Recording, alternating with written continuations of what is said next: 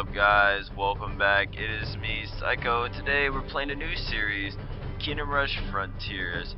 Hopefully you enjoyed it as much as I've enjoyed this game. I've played it since it, I believe, first came out. Yeah, exactly when it first came out. I've been playing it for a long time. Let's go ahead and click start. I want to point out a few things. I do not have any save data because I have not logged in yet into the AGI save system. But I will, don't worry, and I'll show you the progress I set. But first things first, we want to delete the current step we have, and we're going to press play. Normal. The audio is nice and soft.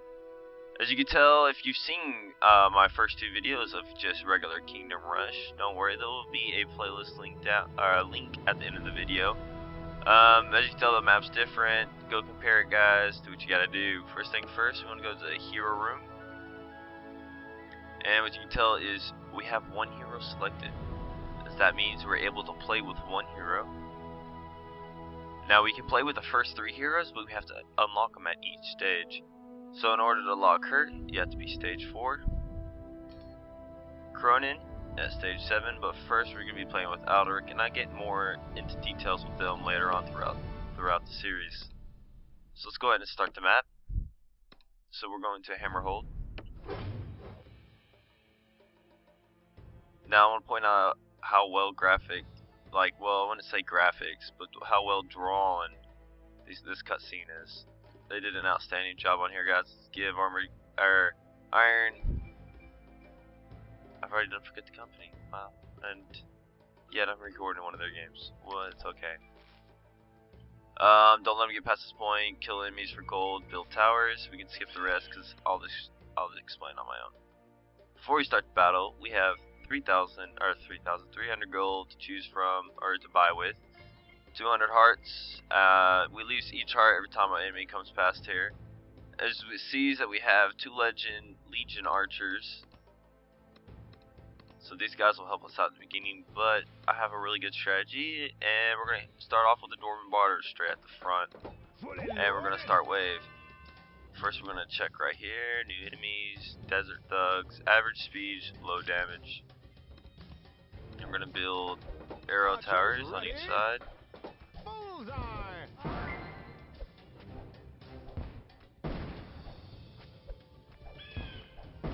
Alright, let's click on next wave. Let's get a reinforcements in. Freedom!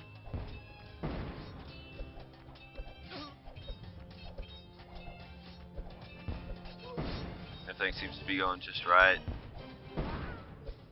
Wow. I don't like to talk much, but having to record and get audio and stuff like that just makes me want to talk a lot. Then I tend to yawn, and then I have to edit the audio, and it's ugh. So half the time, if I don't hear me say anything, that's either because I yawned, or yeah, because my mic's broken and there was the interference and I had to edit it out. But yeah, everything's going well. Everything's going fine. Just if you want to do it the way I do, you can always experiment. I found this is the best way, and you'll see why I use this setup all the time. Because whenever you go back to play it again on the harder difficulty, or in order to get extra stars, it gets harder. Let's go ahead and start next wave. Get our hero.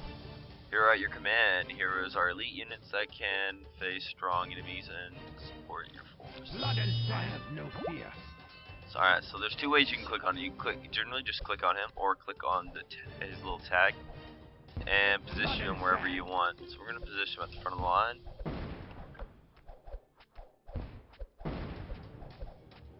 Alright, so once he gets there, we're going to click here and do Dune Raiders.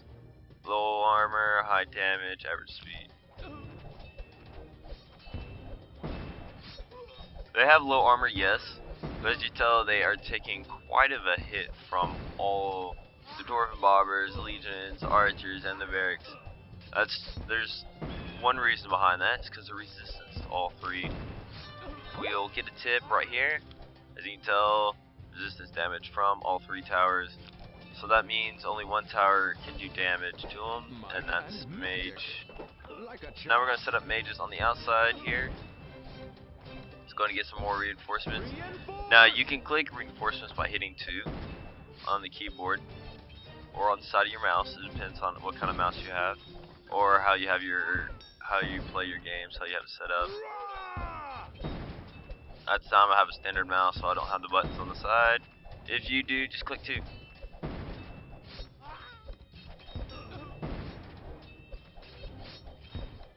Let's get some reinforcements in here to...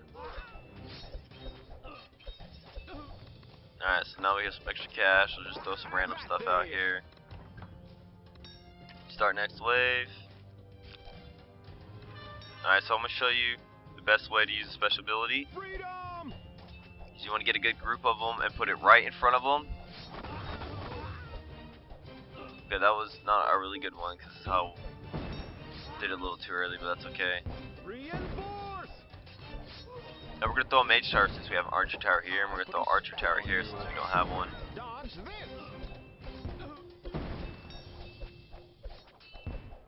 There we go.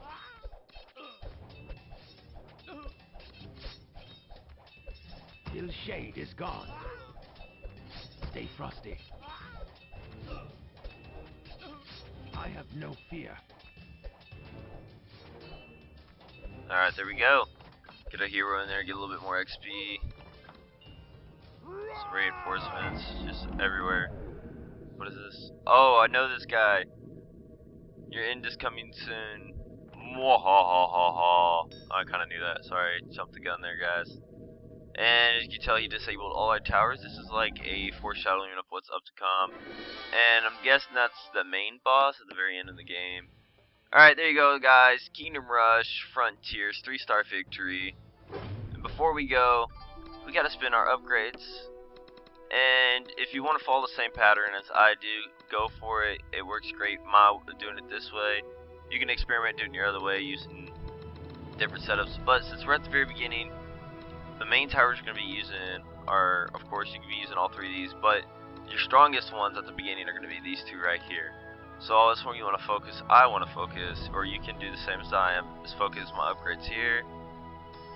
And we're going to get the defensive stance and boot camp, and we're going to get steady hand. Alright guys, I hope you enjoyed this episode of Kingdom Rush Frontiers. Stay tuned for stage 2.